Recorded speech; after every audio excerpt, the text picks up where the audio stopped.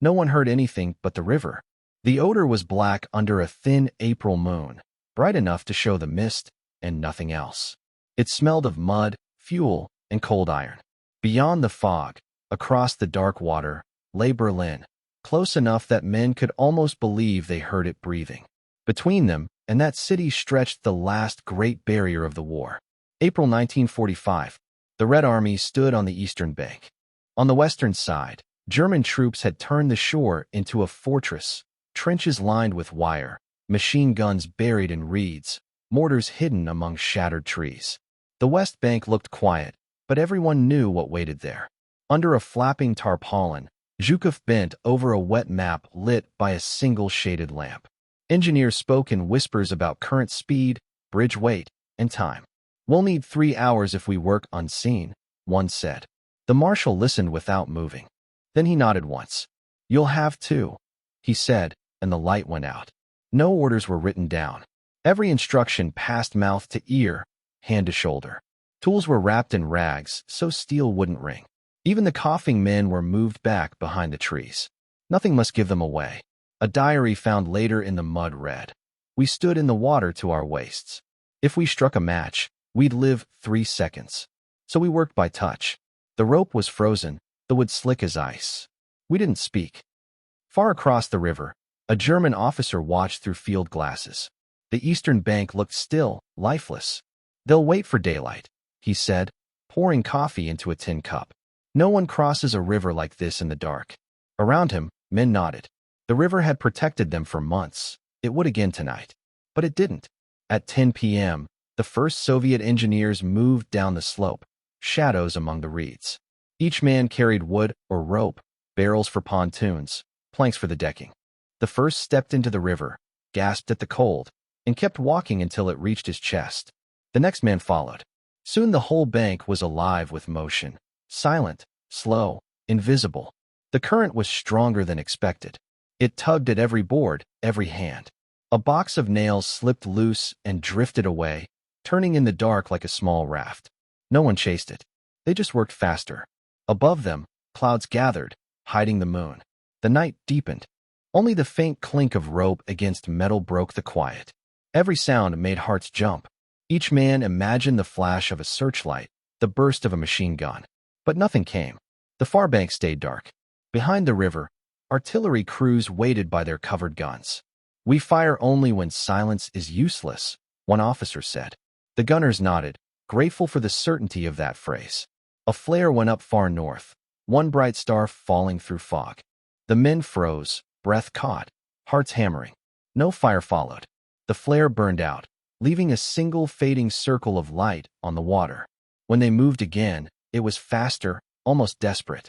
Planks laid over barrels, ropes tightened by hand, knots pulled with teeth. The bridge began to form, an outline of will against the current. A man slipped, vanished for a second, then came up again coughing quietly, and went back to work. The first span took shape around midnight, a narrow, swaying strip of wet boards. Sappers tested it on hands and knees, their faces level with the black water. It held. Across the river, a German radio operator frowned at a faint metallic tapping in his headphones. "Maybe carpenters," he joked, half asleep. His commander laughed softly. "At midnight, the odor will handle them."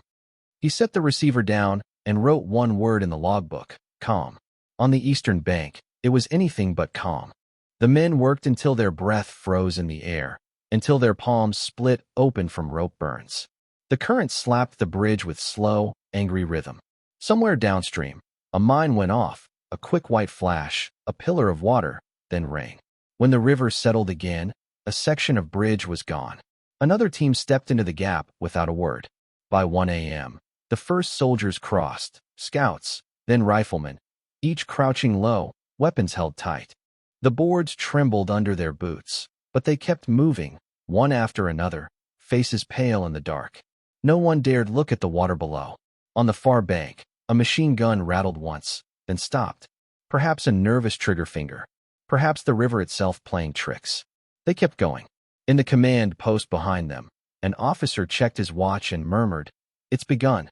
At 1 o'clock in the morning, they started building in earnest. No lights, no written orders, No sound but the river. Only the will to cross what should never be crossed. Where are you watching from? Let me know in the comments below, and don't forget to subscribe to this channel. They worked so quietly that you could hear hearts beating through wet cloth. Every splash was an event. Every breath, a risk. The men moved as if the air itself were listening. It was past midnight, and the odor had turned to mist and ink. The first stretch of pontoon trembled under the current. Each plank creaked like a whisper someone was trying to hide. The sappers didn't look up. They didn't need to. They knew by instinct where the next board went, where the ropes must bite, how to keep their hands moving even when their fingers stopped feeling.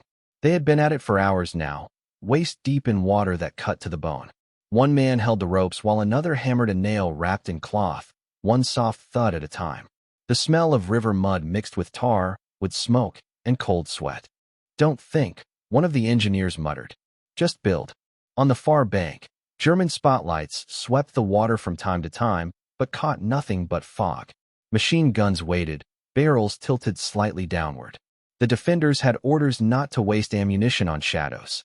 From their side, the river looked empty. By 2 in the morning, a light wind rose, curling the mist into shapes that looked like movement. The Germans tensed, fingers on triggers. But the shapes were only ghosts, fog on air. Behind that illusion, the Soviets worked on. A sudden hiss. A mine triggered upstream. The explosion lifted half the river, turning it into a wall of water. The shock knocked men off balance. For a second, the night was pure white. Then it was black again. When the spray settled, an entire section of the bridge was gone. The men closest to it were gone too. No one shouted. No one swore. The next team stepped into the water. They rebuilt the missing span in silence, hammering with the rhythm of their own heartbeat. Every few minutes, a bullet snapped through the fog and struck the surface with a flat hiss. No one ducked. The sound of the current was louder. Somewhere behind them, on the east bank, officers watched through binoculars but could see almost nothing. They spoke in murmurs, voices rough from cold. "Are they still alive down there?" "Some are." "Then they're enough." Time became elastic. Seconds stretched. Hands bled. A man's glove floated away, filled with water, like a small drowned thing. By 3 a.m., the structure began to take shape. Not a bridge yet, but a skeleton of hope. Barrel by barrel, plank by plank, the river began to lose. The men worked shoulder to shoulder, each knowing that if one let go, 10 others would die. A field telephone clicked softly on the east bank. The voice was calm, almost indifferent. "Enemy not firing. Continue operation."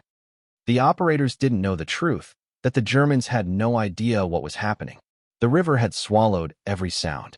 A sapper leaned against a barrel, chest heaving, and whispered to the man beside him, "I can't feel my legs." "Then don't use them," came the answer. "Use your hands." When the wind changed, they could smell smoke from burning villages upriver. The sky glowed faint red, like a distant memory of daylight. The color reflected in the ripples, turning the water the color of blood. At 3:40, a German machine gun finally opened fire. The tracers swept low across the river, red lines stitched through the fog. The water boiled where they hit. Men flattened themselves against the pontoons. One was hit, his body sliding quietly into the current. The others didn't move to help. There was nothing to help. "Keep building," the lieutenant ordered, voice low. "If you stop now, they all died for nothing." The next round of fire came heavier, tearing holes through the fog, hitting wood, barrels, flesh. But it was wild, uncoordinated. The Germans were shooting blind, chasing echoes and shadows. The bridge kept growing. When the eastern sky began to pale, not yet sunrise, but the thin gray that comes before it, the men could finally see each other clearly. Faces covered in soot, eyes hollow, lips cracked. A few smiled when they saw how far they'd come. The river now had a shape, a faint, straight outline against the dawn. It was not finished, but it existed, and that was enough. From the command post, a messenger ran in breathless. "The structure's holding," he said. The officer looked at him. "Then we move before they understand what they're seeing." He stepped outside, pulled his coat tight against the cold, and gave the first open order of the night. "Prepare the tanks." Down by the river, the men heard it. The sound rolled over them like thunder. Someone laughed, short, unbelieving, half hysterical. They had done it. The first light of morning touched the water. The bridge gleamed faintly through the fog, scarred, uneven, but alive. And then came the command that froze every hand for a heartbeat. Start the crossing. The sun wasn't up yet, but the ground was already trembling. Engines idled in the fog, a slow metallic heartbeat that rolled across the river. The air smelled of exhaust and frost, oil and sweat. On the eastern bank, crews stood beside their tanks, T-34s dark with dew, their hulls scarred from a dozen earlier battles. Each man looked at the river as if it were alive. The bridge was barely finished. It shifted under weight you could feel through the soles of your boots. The planks creaked, the barrels groaned, and water slapped softly against the wood. Nobody truly believed the bridge could hold. But the order had come. Cross immediately. The first tank's engine roared. Its exhaust spilled black across the dawn. The machine rolled forward, treads biting into wet mud, grinding toward the trembling pontoons. Sappers stood waist-deep in the river, hands gripping the edges of the bridge to keep it steady. Easy, someone murmured. The driver couldn't hear him. When the front treads touched the first planks, the bridge bowed. Men held their breath. Every nail, every rope groaned at once. The tank crept forward 1 meter, then 2, its weight pressing the water higher between the barrels. A few boards cracked. The men in the water leaned their bodies against the sides, holding it together with their strength alone. Above the grinding engine, someone whispered a prayer. Halfway across, the current struck harder. The bridge swayed. A sapper slipped, disappeared under the dark water. His hands surfaced once, then vanished. The tank kept moving. From the west bank came the first German shells, high, whining arcs that ended with dull thuds on the far slope. Dirt splashed up like fountains.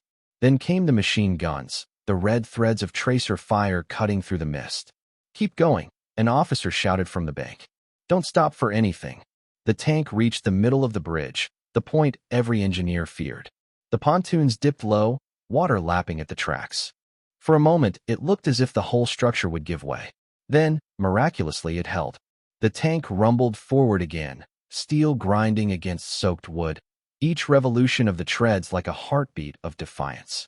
Sappers cheered without sound, mouths open, no voices, afraid even their joy might break the spell. When the first tank reached the opposite shore, it climbed the muddy slope and fired. The sound was so loud it seemed to split the air itself. The shell exploded among the German gun nests, sending men and sandbags flying. The Red Army had crossed. Back on the east bank, a second tank moved out, then a third. Soon the bridge was alive, steel following steel, men running alongside with rifles over their shoulders. The planks shook under every tread, but they held. The smell of burnt oil mixed with gunpowder and river silt. Faster, shouted a sapper, before they wake up fully. But the Germans were awake now. Artillery thundered from the tree line. Shells hit the river, geysers of water rising higher than the tanks themselves. One pontoon split apart, the men on it vanished. The current took them instantly. The next crew took their place, pulling new ropes through the freezing water. A machine gun opened up from the far bank, its rounds stitching the surface like rain. A sapper jerked once and fell face down. Another dragged him aside, took his place, and kept working. Inside one of the tanks, the mechanic later wrote in his logbook, "When I looked down, I saw the water moving beneath us, black and endless. If the bridge gave way, there was nowhere to go. But I pressed the pedal. Either we reached the other side, or we went down with it." By mid-morning, half the battalion had crossed. Smoke hung low over the water, mixing with fog until the world seemed made of only two colors, gray and fire. The sappers stood trembling in the river, faces streaked with mud, hands raw and bleeding. None of them looked back. A German officer on the far ridge watched through binoculars, disbelief tightening his throat. "It's impossible," he muttered. "They've built a bridge where no bridge can stand." Behind him, the radio operator repeated the phrase into the microphone. Somewhere down the chain of command, a general would read those words and not believe them either. The tanks kept coming. Their treads clanged against the wood, water splashing up in arcs that sparkled in the pale morning light. The sound of engines drowned out the gunfire now. It was the sound of momentum, of inevitability. On the eastern shore, the officer of the artillery group, Petrov, the man who had promised to shoot only when silence was useless, stood beside his gun, watching the last tank begin its crossing. He lit a cigarette with shaking fingers, then spoke softly to no one. Silence is over. He raised his hand. The first Soviet shells screamed overhead, tearing into the western bank. Fire burst from the trees. The ground shook with answering fury. Through the smoke, the bridge still stood, and across it rolled the road to Berlin. When the first tanks clawed onto the western bank, it looked as if they were driving straight into flame. The embankment rippled with muzzle flashes. The air itself seemed to burn. Berlin was still far off, a rumor behind smoke and miles, but death stood right here at the waterline, counting. The Oder's far shore was an unbroken seam of defenses, machine guns dug into reed beds, mortars behind scarred trees, guns nested in concrete that still smelled of wet lime. The bridge the sappers had thrown across the night shivered under the weight of steel, a long dark vein beating between shores. The Germans found it at once and spoke the way artillery speaks. Shells fell short first, then walked closer, learning. White geysers rose and fell. Tracers stitched the fog in red seams. A searchlight opened and the river turned sudden silver. A single Soviet gun answered, and the light went out as if pinched between fingers. Under the bridge, mines detonated, slow, heavy flowers rising from the black water. The surface boiled. Pontoons kicked and sagged, then steadied. The structure groaned, but did not let go. On the eastern bank, the artillerymen made a curtain of fire and kept it moving. They did not try to kill everything. They tried to blind. Shells burst in low orange domes along the tree line, then farther back, then closer, always overlapping, always enough to make a man doubt what he saw. Petrov's voice rode the wire, clipped and hoarse. Keep the veil. If you can see them, they can see the bridge. Make them see nothing. The bridge burned in places, and then it burned in more places. Flames licked along tarred planks, ran down ropes, found the seams where barrels met boards. Sappers did not leave. They jumped into the water with axes and foam charges, faces black, eyes rimmed white. One section, number 7, caught and threw sparks like a forge. The report, written with a pencil that left grooves in the damp paper, was as spare as breath. Pontoon number 7 ablaze. Replaced in 3 minutes. No losses. All remain at posts. The sentence traveled down the line and straightened backs. You could feel it, a change in how men set their feet. Then a gust pulled smoke low across the water and turned it into a crawling thing. A sapper hauling a steel hawser stepped into it and vanished. He was there, dark shape, cable over one shoulder, mouth open to breathe, and then he was not. The river came up red where the pitch burned on its skin. The cable stayed for a second as if thinking, then began to slip. His mate grabbed it, braced his body against the pull, and leaned backward until the tendons in his neck jumped. He did not speak. He did not look at the place the man had gone. He passed the hawser forward to the next set of hands. Far up the line, a German radio crackled with something that sounded like frustration or fear made tidy by language. The Soviets are not human. They do not retreat, even in hell. The sentence was intercepted and copied into a notebook spattered with mud and oil. A political officer read it, closed the book, and said nothing. There was nothing to say. A tank halfway across stalled when a shell burst close and lifted the bridge under it. For 3 beats the machine sat like a stone on a drum skin, the planks screaming, the barrels dipping. The driver hit the starter with both hands, once, twice. The engine coughed and caught, and the treads turned with the awful patience of a man dragging himself through fire. Sappers in the water shoved at the track with their shoulders as if they could move 26 tons by wanting it hard enough. The tank lurched, then crawled on. The Germans adjusted again. Mortars fell into the river behind the bridge to box it in. Machine guns played their threads low, hoping for legs, for knees. A single gunner on the western bank held his fire until he could see men and wood together, then stitched a line so neat it looked drawn. He died seconds later when the curtain found him, but the holes he left let water in where it wasn't welcome. A section sagged. Men fell, stood, lifted, replaced. The bridge, insulted, held. On the east bank the crowd of waiting infantry, the third hero in every battle, watched with their mouths tight. They swayed forward when the bridge swayed, leaned back when it dipped, breathed out when a tank reached dirt. A boy with a bandage under his helmet whispered, "Go, go, Go. To the back of a machine that could not hear him. Each crossing loosened something in their throats. Each loss tightened it again. Smoke changed color through the hours. First gray, then the fat brown of burning oil, then a clean white that tasted like chalk. The river took on a skin of ash. Foam slid along the edges where hoses worked.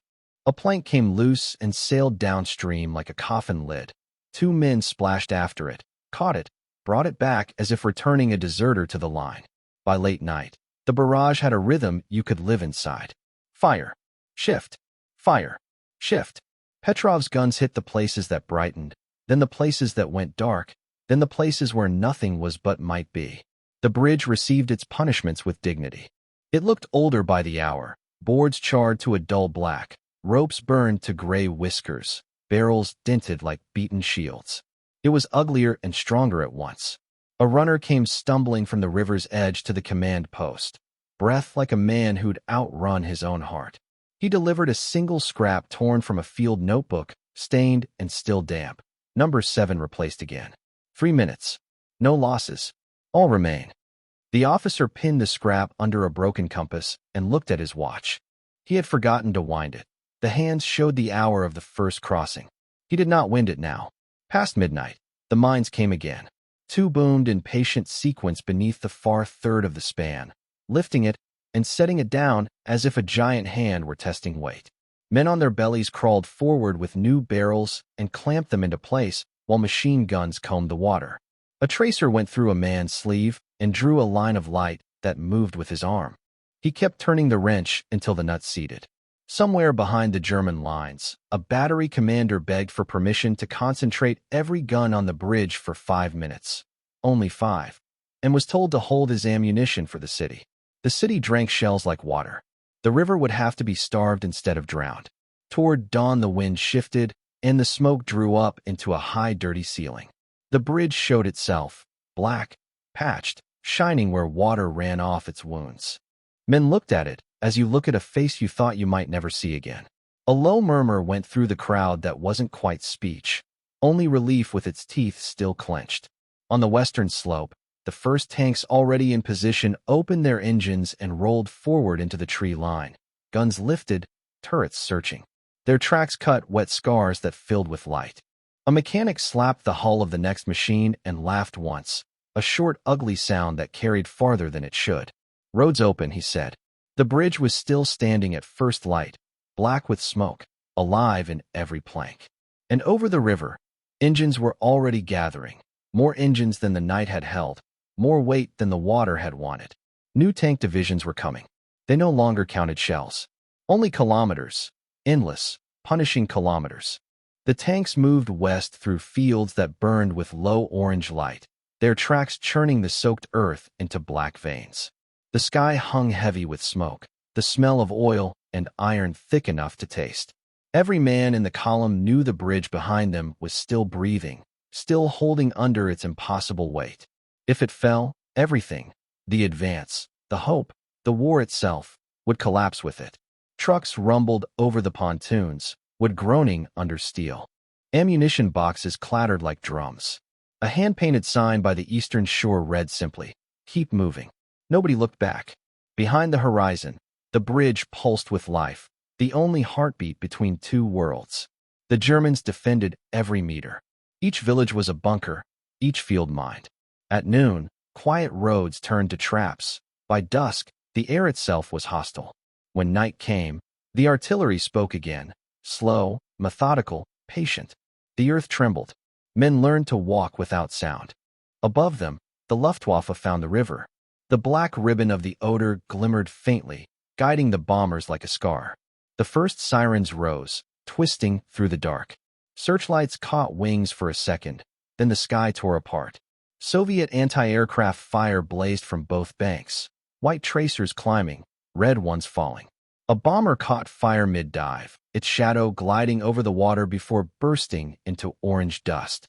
Fragments of its final report crackled through German radios before silence swallowed the rest. Target sustained, impossible, then nothing. On the bridge, one pontoon broke free. Another burned.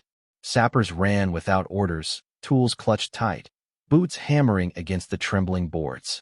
A plank split open. Someone dropped to his knees and began nailing in the dark, hammer wrapped in cloth to muffle the sound. The water below hissed and glowed where burning oil spread thin as skin. A radio officer's voice came steady over the static. Bridge still operational. If it falls, the front collapses. He paused. We won't let it. In the fields beyond, soldiers moved through ruins that no longer had names. Trees looked like broken pins scratching the gray sky. Every wall was chipped by shrapnel, every ditch filled with a smell that didn't fade. The war was shrinking now, folding toward its end, but the killing refused to slow. Each night the horizon flashed white, then red, then white again. The explosions painted the water like lightning trapped in glass. Between the flashes came the shouts, faint, raw, too human to mistake for anything else. Hold the span. Section 4, report. Still here. Keep the line. The bridge never answered, but it stayed alive. In the rear, sappers worked by lantern light, hands shaking from exhaustion. They rewove ropes, patched barrels, hammered new plates from scavenged steel. Their uniforms were stiff with mud. A corporal, his fingers bandaged to the knuckles, wrote a single line in a damp notebook. We are not soldiers, but our bridge fights better than a weapon. At dawn, the Luftwaffe returned. Dive bombers dropped low, screaming like metal animals. Flak fire met them halfway, streaks of light in the gray morning. One plane broke apart above the river, its tail spinning like a coin before vanishing into smoke. Another struck close, too close. The blast tore a gap the size of a truck. Sappers didn't wait for orders. They leapt into the water, dragging new beams behind them. The current caught them, but they clawed their way forward. Report, shouted the engineer officer. Span C damaged, replacement in progress. No retreat. Hours blurred together. The battle became rhythm. Build, burn, rebuild. Every hour someone fell. Every hour someone else took his place. The logs grew shorter, their words harder. Pontoon 7 hit, replaced in 3 minutes. Float 12 burning, extinguished. Traffic delayed, resumed. Across the river, a German staff report read, the enemy has established a transport artery that should not exist. On the 5th day, the weather broke. Rain hammered the fields, hissing on helmets, turning trenches into veins of mud. Water poured over the planks, hiding the cracks, making the bridge heavier but quieter. Sappers waded waist deep, faces pale and expressionless. One slipped, vanished for a second, then came up laughing, a hollow, defiant laugh that cut through the rain. By noon, radio silence broke again. After 5 days of constant fire, the bridge stands. Even the artillery paused at that. The guns went quiet, as if listening to the truth of it. Late that afternoon, the horizon began to clear. The light came through weak but golden, touching the fields with color for the first time in days. The tanks rolled slower now, the engines tired but steady. The bridge behind them, scarred, blackened, and still standing, shimmered faintly in the drizzle. Then, through the thinning smoke ahead, someone saw it. Pale stone, squared, massive. A tower, half shattered, catching the last light. The first outline of Berlin. The message went through every line, passed from mouth to mouth like oxygen. We see the walls. Behind them, the bridge held its breath. And ahead, the city waited. When the first Soviet tanks saw the dome of the Reichstag rising through the smoke, the engineers were still standing waist-deep in the odor. They didn't see Berlin. They heard it, distant thunder, steady as their own heartbeat. Between them and that sound ran the bridge, black and slick, the thing they'd built and kept alive when every law of war said it should already be gone. It was the end of April 1945. The front had split into 2 worlds, the one of fire and stone around Berlin, and the one of water and steel that still fed it. Every shell that roared into the city, every liter of fuel that kept a tank moving through the ruins, had crossed their bridge. The men who fought on it never saw the Brandenburg Gate. They only saw the river and the smoke that came from a direction called west. At the crossing site, the air stank of oil and damp rope. Pumps rattled, hoses hissed, and the planks shivered under constant traffic. Men had learned to walk in rhythm with the bridge's pulse. Trucks groaned, throwing spray onto soldiers crouched along the banks. Someone shouted for more nails. Someone else passed a length of cable without speaking. There was no more talk of orders. Everyone knew what to do. A field note dated April 26th read, Bridge number 1 operational. All traffic flowing. Sleep, 2 hours if lucky. Next to it, a single line in another hand. We're not soldiers, but our bridge fights better than any weapon. They worked 20 hours a day. When they couldn't stand, they sat on barrels and worked with their arms. Their boots were never dry. Their faces were gray from smoke and fatigue. The water beneath them had turned the color of iron, rippling with reflected flame from the far shore. Sometimes, the night went still. No bombing, no artillery, only wind across the reeds. The silence was worse. It meant the Germans were preparing another attempt. You could almost hear the pilots in the dark, finding the river again, tracing it like a wound. Then came the drones of engines, the whistle of incoming bombs, the hiss as they struck the water. The surface blew apart in white columns. The bridge jumped and sagged, but it did not break. When the air cleared, a section was missing. 2 men went in without being told. One held the beam while the other fastened it. They worked by the flashes of gunfire from the western bank. When they were done, one climbed back up, the other did not. A radio message crackled out from the shore. Bridge number 1 in service. Replacement complete. No delay in movement. The operator read it twice before sending. He didn't add the rest, that half the repair crew was gone. Upstream, German artillery tried again, dropping shells by sound. The blasts tore water into walls, showering the workers with spray and fragments of wood. One sapper, his face smeared with river mud, smiled at the next explosion. They think we can die twice, he said quietly. By the 27th, Soviet tanks had reached the outer districts of Berlin. Civilians huddled in basements as the city shook itself apart. Streets vanished under dust. Buildings opened like paper. Every supply truck that reached the front came across that same black scar of wood and rope on the Oder. The line between river and capital blurred into one continuous motion. Feed, fire, rebuild. At dawn on the 28th, an order came through from headquarters. Final assault preparations. All ammunition to forward units. The message passed down the wires, through frozen fingers, down to the engineers on the river. They did not cheer. They only nodded. The bridge was ready. The morning broke under artillery thunder. The air carried the taste of iron and rain. A convoy moved out. Fuel, shells, bandages, crates marked only with numbers. The trucks rolled like ghosts through the mist, their engines coughing, exhaust curling along the water. Halfway across, a shell struck the far bank and threw the spray over everything. When it cleared, the bridge was still there. Men wiped their faces with sleeves and kept walking. One of them, a young signalman, stopped just long enough to look upstream, where the first light touched the smoke, and murmured, "It's enough. They'll see Berlin for us." That night, a short entry appeared in the engineer log. April 28th. Bridge number 1 intact. Last convoy delivered. Repairs minimal. Personnel exhausted but alive. Someone underlined alive 3 times. In Berlin, the tanks were already fighting from street to street. At the river, the engineers finally sat down. For the first time in weeks, nobody shouted. Nobody ran. They listened to the sound of distant explosions and the quiet breathing of the river. The smoke from the city drifted east, curling above them like a low, endless cloud.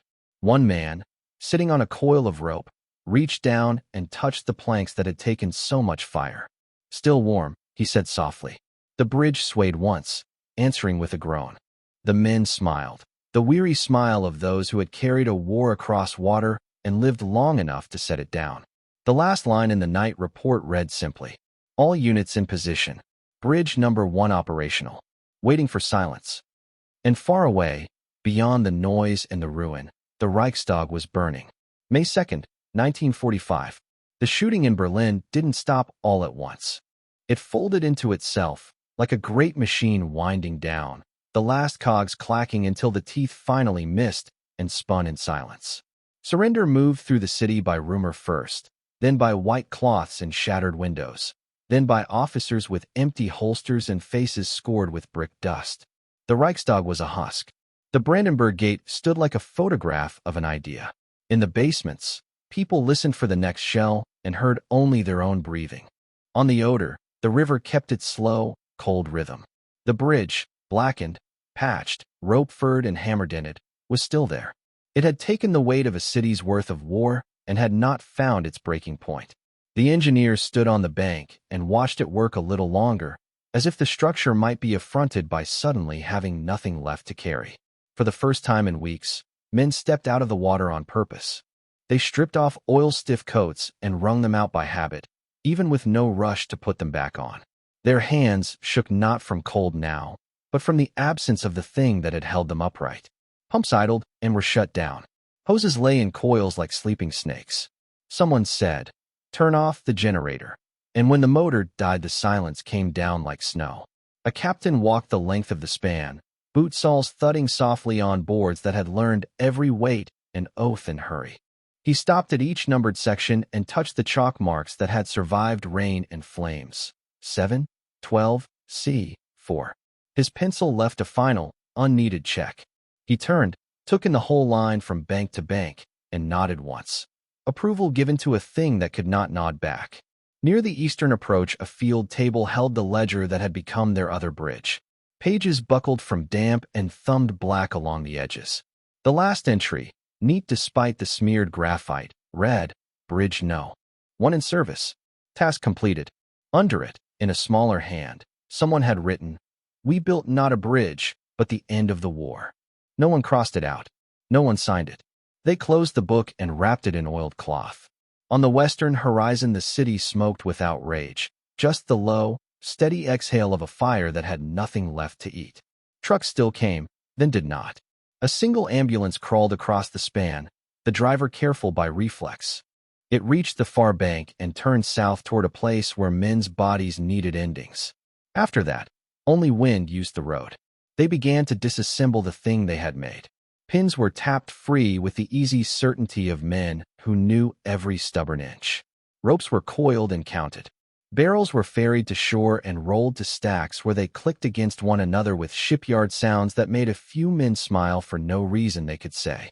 A pontoon section came apart like a puzzle in reverse. 8 hands moved in a pattern learned under fire and remembered now without urgency. The river swallowed the space the bridge had held and looked the same as it had a month ago, which felt obscene. A young sapper, the one who had learned to tell the hour by the pitch of the pumps, took off his helmet and set it at his feet. He stared at the water as if it ought to speak. After a time, he picked up the helmet and threw it, not hard. It skipped once, sank, and left a ring that widened until it was just the river again. He rubbed his palms together and said, to the planks or to himself, "That's enough." Across the days that followed, the crossing site turned back into a shore. The mud dried to a cracked map. Boot prints softened at the edges and then vanished. The last night watch sat with his back against a crate and listened for aircraft that didn't come. He woke twice in panic to an engine that turned out to be wind in the reeds.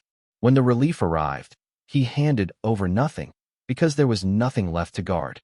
On May 9th, the men stood in a loose half circle where the span had started, their coats unbuttoned, their faces younger in a way that made them look briefly like the men they'd been before the river. A commander said a few words that were not about glory, only about work done under difficult conditions and lives carried across that would otherwise have stopped at the waterline. He didn't raise his voice. He did not need to. The river was the only audience, and it understood. They took a last inventory, the tidy, invisible ending to a story told in splinters and rope burns.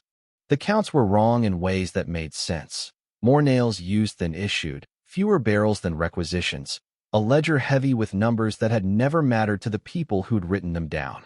A truck took the tools away. Another took the men. The place remained. Weeks later, fishermen would pull a length of scorched cable from the shallows and use it to anchor their boats. Children would find a plank with a nail rusted into a perfect crown and make of it a treasure. The river would flood and shrink and flood again, and every time it would ride over the last draft until what had happened there would need a telling to be seen at all. In Berlin, flags changed. In the villages, windows opened. The roads that led to the city grew busy with lives that were not marching. Somewhere, a man began to count years instead of kilometers. The bridge on the Oder stood for a month after victory and then was taken down, section by section, with the same care that had kept it alive. Nothing ceremonial remained.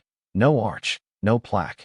Only the record, and the fact that a city had been reached because men kept their hands on wet wood in the dark and did not let go.